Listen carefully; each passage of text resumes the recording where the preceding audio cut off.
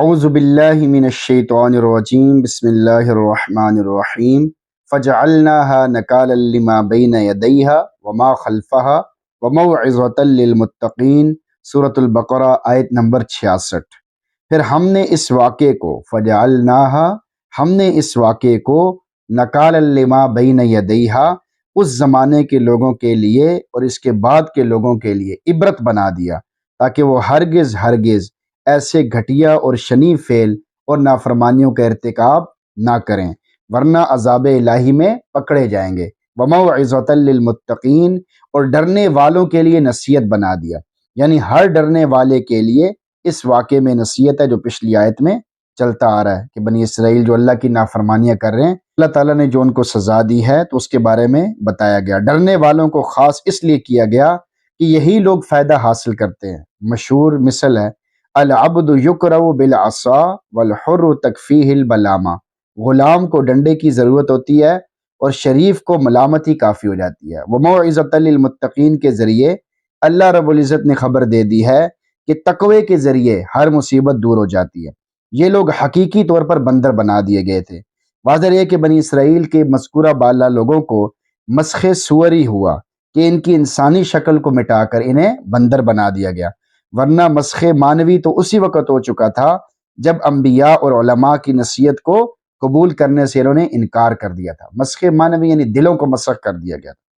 اس آیت میں مسخ صوری کی حکمت بیان فرمائی گئی کہ نافرمانوں کو عبرت حاصل ہو اور متقی لوگوں کو نصیحت حاصل ہو۔ ظاہر ہے کہ نافرمانوں کو مسخ صوری سے عبرت حاصل ہو سکتی ہے، مسخ معنوی میں تو دوسرے ہر قسم کے نافرمان بھی انہی کے شریک اور ہم پلہ ہیں۔ آیت کا پیغام آپ کے نام۔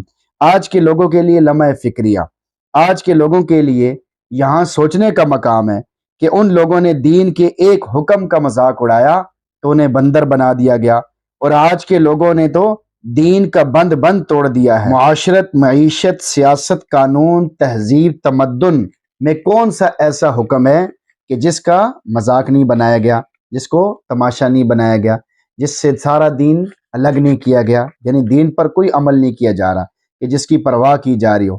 جن کی معاشرت شریعت کے مطابق ہو تو انہیں دقیانوسی کہتے ہیں، جو تہذیبی طور پر مسلمان رہنا چاہتے ہیں تو انہیں آثار قدیمہ میں شمار کرتے ہیں، جو اللہ کے قانون کی بالادستی پر اصرار کرتے ہیں تو انہیں انتہا پسند قرار دیتے ہیں۔ شرم و حیا کو اللہ کے رسول نے نصف ایمان قرار دیا ہے۔ مادر پدر آزاد لوگوں نے بے حیائی کو اپنی تہذیب سمجھ لیا ہے۔ کوئی داڑھی رکھ لے تو اسے ملا کہہ کر تنگ کرنے کی کوشش کرتے ہیں۔ مسلمان عورتیں برقع پہن لیں تو اسے ڈاکو سے تشبیہ دیتے ہیں۔ ایسے لوگوں کو سوچنا چاہیے اور بار بار سوچنا چاہیے کہ قرآن و سنت کے مخالفین کا کیا انجام ہوگا۔ علامہ اقبال رحمہ اللہ نے بڑے درد سے کہا ہے، وائے ناکامی متاع کارواں جاتا رہا، کارواں کے دل سے احساس زیاں جاتا رہا۔ دل اب بھی مسخ ہو جاتے ہیں۔ ایک بات کو پلے باندھ لیں کہ پہلی امتوں میں شکلیں مسخ ہو جاتی تھیں، اور اس امت میں اگرچہ شکل و صورت کا مسخ نہیں لیکن دل اب بھی مسخ ہو جاتے ہیں۔ علامہ آلوسی رحمہ اللہ لکھتے ہیں، جس جانور کے اوصاف و عادات انسان میں پکے ہو جاتے ہیں انہی کی طبیعت انسان میں پیدا کر دی جاتی ہے۔ دلوں کے مسخ ہونے کی 3 علامات ہیں۔ نمبر 1، اللہ رب العزت کی اطاعت فرمانبرداری کی مٹاس اور اس کا مزہ ختم ہو جاتا ہے۔ نمبر 2، گناہ اور نافرمانی کرنے کے باوجود اس پر عذاب الہی کا خوف ختم ہو جاتا ہے۔ نمبر 3، کسی کی موت کو دیکھنے کے باوجود عبرت حاصل کرنے کی بجائے دنیا کی طرف اس کی رغبت دن بدن بڑھتی چلی جاتی ہے، اور ایسے لوگ موت سے بھی عبرت حاصل نہیں کرتے کہ ان کی موت بھی سر پر کھڑی ہے۔ اپنی خبر لیں، ہم سب اپنا جائزہ لیں کہ ان علامات میں سے کوئی علامت ہمارے اندر تو موجود نہیں۔ اگر کوئی علامت موجود ہے تو پھر آج ہی اللہ سے رو کر معافی مانگیں اور آئندہ سے احتیاط کے ساتھ زندگی گزاریں۔ اگر کبھی گناہ ہو جائے تو فوری طور پر اللہ رب العزت کے سامنے آہوازاری کریں، معافی مانگیں۔ اگر رونا نہ آئے تو کم از کم رونے جیسی شکل بنا کر ہی دعا مانگ لیں۔ رونے جیسی صورت ہی بنا لو اگر ہیں آنسو خفا، رونے جیسی صورت ہی بنا لو اگر ہیں آنسو خفا، اس کی رحمت کو تو بخشش کا بہانا چاہیے۔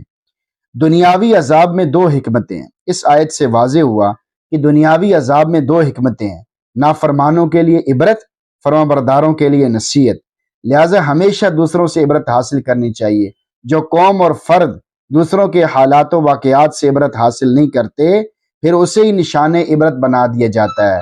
انسان یہ نہ سوچے کہ مجھے نافرمانی پر فوری عذاب کیوں نہیں ہو رہا۔ اللہ تعالیٰ کا حکیمانہ طریقہ ہے کہ وہ ہر ایک کو مہلت دیتا ہے۔ اگر وہ اس مہلت سے فائدہ نہیں اٹھاتا تو پھر ایک نہ ایک وقت ظاہری یا باطنی عذاب کی پکڑ میں آ جاتا ہے۔ نہ جا اس کے تحمل پہ کہ بے ڈھب ہے گرفت اس کی، ڈر اس کی دیر گیری سے کہ سخت ہے انتقام اس کا۔ یعنی شروع میں اللہ تعالیٰ کسی کو کچھ نہیں کہتے، نافرمانیوں پر زبردستی کسی کو کچھ نہیں کہیں گے، لیکن جب اللہ کی پکڑ آ جاتی ہے تو پھر اللہ تعالیٰ وہ سخت سزا دیتے ہیں۔ خود اللہ تعالیٰ اپنی پکڑ سے ڈرا رہے، ان بطش ربک لشدید، بے شک تیرے رب کی پکڑ بڑی سخت ہے۔ یعنی شروع میں آتی نہیں ہے، لیکن آ جائے تو پھر انسان بچتا نہیں ہے۔ ہم بھی اپنی زندگی میں غور کریں کہ ہم سے کسی دین کے کسی شاعر یا دین کی کسی بات کا مذاق تو نہیں ہو رہا، ہم کسی بات کا مذاق تو نہیں اڑا رہے، بے ادبی تو نہیں کر رہے، کیونکہ گناہ سے تو آپ معافی مانگیں گے تو معافی ہو جائے گی، لیکن بے ادبی سے آپ ایمان سے ہی محروم کر دیے جائیں گے۔ تو اپنی زندگی کا جائزہ لیں اور بار بار لیں، قرآن پاک کی آیتوں کو پڑھیں، سنیں، سمجھیں، اس کا نور اپنے دل میں حاصل کریں، اس سے آپ کا دل نرم ہوگا۔ جب دل نرم ہوگا تب آپ کو آخرت کی فکر پیدا ہوگی، ورنہ ہر وقت دنیا کا ہی رونا روتے رہیں گے کہ میرے پاس یہ چیز نہیں، وہ چیز نہیں، یہ کم ہے، وہ کم ہے، فلاں کے پاس یہ ہے، فلاں کے پاس یہ ہے، میرے پاس یہ نہیں ہے، یہ نہیں ہے۔ اسی میں ساری زندگی گزر جائے گی، اور پھر مرنے کے بعد کوئی افسوس کام نہیں آئے گا، رونا کام نہیں آئے گا۔ دنیا میں ہی اللہ کو راضی کرنا ہے، دنیا میں ہی اللہ کو منا کے جانا ہے، دنیا میں ہی آخرت کی تیاری کر کے جانا ہے۔ اللہ تعالیٰ سے دعا، اللہ تعالیٰ ہم سب کو، تمام مسلمانوں کو مرنے سے پہلے آخرت کی تیاری کرنے کی توفیق عطا فرمائے۔ آمین۔